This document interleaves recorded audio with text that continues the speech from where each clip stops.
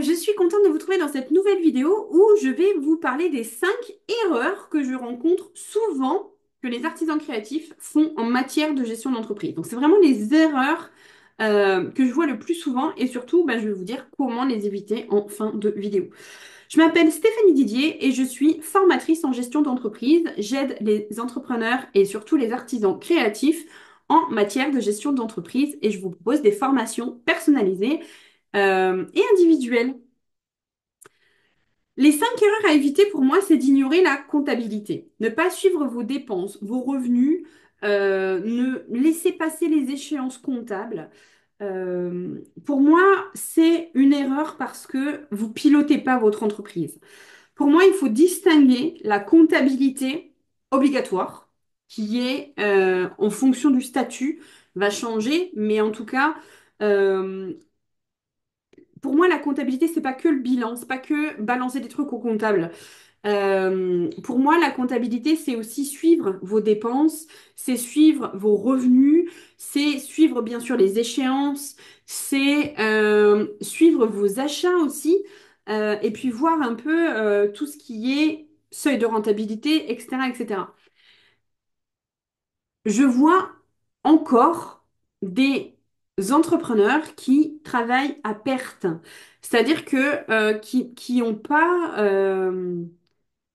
mesuré tous les coûts et du coup qui vendent pour X raisons à perte.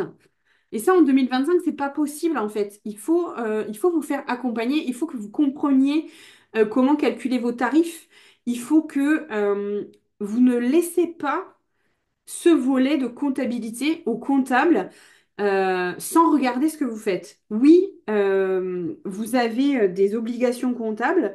Oui, ça peut être compliqué, mais je pense qu'il faut vraiment mettre en place des petites choses qui sont pas forcément compliquées, mais mettre en place des petites choses qui vont vous permettre de suivre votre comptabilité et qui vont vous permettre de piloter votre entreprise. Et ça, parce que souvent, ça fait peur ou on ne sait pas faire, et ben on met un peu de côté et on navigue à vue. Et ça, je trouve que c'est dommage parce que ça peut vraiment mettre en péril votre entreprise. La deuxième erreur courante que je vois chez les artisans créatifs, c'est qu'ils n'ont pas d'objectifs clairs. Donc, les objectifs, c'est pas que des chiffres d'affaires, c'est pas que je veux vivre de mon activité. Ça peut être beaucoup plus large et en fait, je pense que c'est important que vous ayez des objectifs parce que si on ne sait pas où on va, on ne peut pas savoir comment y aller et on ne peut pas savoir les actions pour y aller. Donc ça, c'est important. Euh,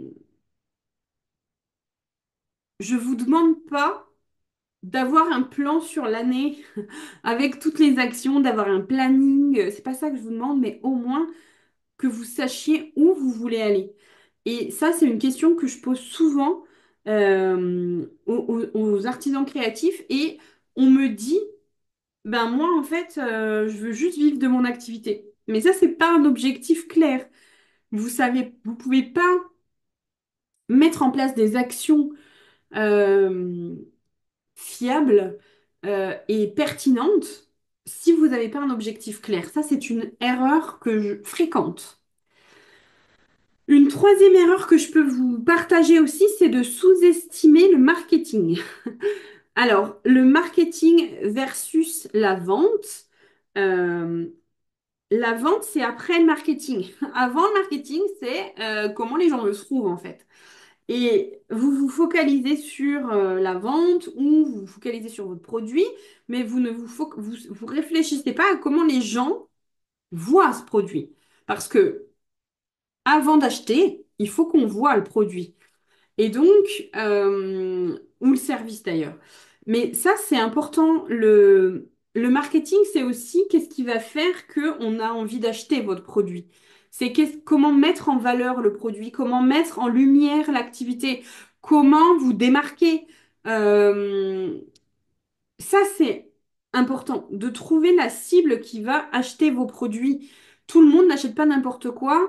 Tout le monde n'achète pas en fonction des mêmes valeurs, en fonction des mêmes envies, en fonction du porte-monnaie, etc., etc. Donc en fait, le marketing va servir à vous positionner là où sont vos clients. Donc ça, c'est important. Le marketing, on peut pas sous-estimer le marketing. Donc ça, c'est vraiment une erreur que je vois souvent aussi. Une autre grosse erreur que je vois également, c'est de sous-estimer ou négliger en tout cas le service client. Euh, il coûte beaucoup plus cher d'acquérir des nouveaux clients que de revendre à un client qui existe déjà. Ça, c'est une vérité. Deuxième vérité, un client satisfait reviendra, un client mécontent ne le fera pas. Quand j'ai commencé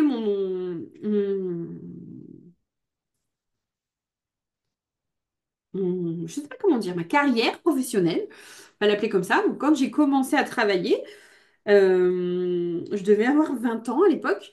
Et en fait, même oui. Et en fait, j'ai commencé à travailler chez Orange. À l'époque, Orange était vraiment positionné sur leur relation client. Et ça a été un des meilleurs apprentissages pour moi par rapport au service client. Et en fait, à l'époque, il n'y avait pas de vente, il n'y avait pas tout ça, donc il y avait juste du service client. Et en fait, à l'époque, chez Orange, on disait, chouette, un client mécontent, une bonne raison de le fidéliser. Et en fait, on avait vraiment notre attention devait être portée sur comprendre les clients mécontents, mettre en place des actions correctives, et puis pour qu'ils puissent revenir et pour qu'ils restent fidèles. Et ça a été quelque chose qui m'a aussi vraiment enfin, conforté dans l'idée que il est vraiment possible d'avoir un client qui est très mécontent et en fait à la fin de l'appel qui est content. C'est possible de retourner et de parfois même le client qui était mécontent au début et qui finit content est encore un meilleur client que celui qui est juste normal. Donc, c'est hyper important. Le service client, un client qui n'était pas content, mais vous avez résolu son problème et il est super content à la fin, ben, il va parler de la façon dont vous avez résolu son problème et il va être super content il va être un bon prescripteur, un bon ambassadeur. Alors qu'un client qui se passe rien, en fait, et qui a pas de problème et il y en a qui sont super contents et il y en a qui sont ambassadeurs, naturellement, mais il y a quand même beaucoup de clients qui sont juste là et qui achètent et qui disent rien et ça leur correspond et c'est tout. Donc, vous avez deux leviers. Ce sont les clients qui sont des fans et qui sont des ambassadeurs qui là peuvent partager vos trucs. Ou alors, ceux sur lesquels vous pouvez agir aussi, c'est les clients qui sont pas contents. Mais je vous reviendrai sur ça, je vous ferai des vidéos sur le sujet. Mais les clients qui sont pas contents, régler leurs problèmes, les considérer, et puis les rendre ambassadeurs. Donc ça, c'est vraiment souvent négligé et c'est quelque chose que je vais apporter aussi, dont je veux parler aussi sur cette chaîne parce que ça me paraît vraiment, vraiment, vraiment important. Ensuite, le dernier point, la dernière erreur, et que j'ai faite moi aussi, hein, c'est vraiment de ne pas demander de l'aide. Vraiment de penser qu'on doit tout faire tout seul. Pour moi, il y a deux erreurs qui reviennent souvent. La première erreur, c'est de penser, alors là, je fais la relation avec les assistantes indépendantes, puisque j'ai été moi-même assistante indépendante et que j'accompagne encore les assistantes indépendantes. Il y a vraiment, on pense que ce service est cher et du coup que c'est un coût. Donc, on ne va pas demander de l'aide. Je parle des assistantes indépendantes, mais ça peut être de la sous-traitance sur X autres raisons, hein. Mais en fait, ou de l'aide, je parle de sous-traitance, mais ça peut être de l'aide d'une prestation. En fait, il faut comprendre que il n'y a pas de honte à demander de l'aide. Je pense que là, honnêtement, le FAFCA, avec ses formations en gestion d'entreprise, je pense vraiment qu'ils ont fait une très belle action parce que je pense que c'est vraiment un frein pour les artisans créatifs et les artisans tout court d'ailleurs de ne pas maîtriser cette gestion d'entreprise. Personne ne peut ignorer qu'il y a eu des gros plantages suite au Covid, des artisans qui ont reçu des aides et qui les ont qui ont pas anticipé le remboursement. Aujourd'hui, il y a de nombreuses boîtes qui coulent. Et les boîtes qui coulent, c'est souvent pas parce qu'elles ont un mauvais produit, mais c'est souvent parce qu'elles ont une mauvaise gestion. Donc pour moi, les formations du FAFCA là, sur la gestion d'entreprise, c'est vraiment, vraiment, vraiment des choses qui vont dans le bon sens, à mon avis. Mais vraiment, ne pas demander de l'aide, c'est dommage, tout simplement. Parce que ce soit acquérir du temps supplémentaire en déléguant ou acquérir des compétences supplémentaires grâce aux formations, vous avez ces ressources-là qui sont à votre disposition. Aujourd'hui, juste pour situer, une assistante indépendante, pour 10 heures par mois, donc ça fait un budget 350-400 € par mois, elle peut vous prendre 10 heures de votre temps. C'est 10 heures, c'est plus qu'une journée. Ça veut dire que vous pouvez vraiment euh, vous libérer ce temps pour faire autre chose. Par exemple, 10 heures où vous pouvez aller chercher des clients, 10 heures où vous pouvez mettre en place votre stratégie, ou 10 heures où vous pouvez réfléchir à un nouveau produit. Si vous avez la tête dans le guidon, bah ça, c'est pas possible. Je m'emballe! Euh, je voulais vraiment partager ces erreurs parce que ça me paraît important.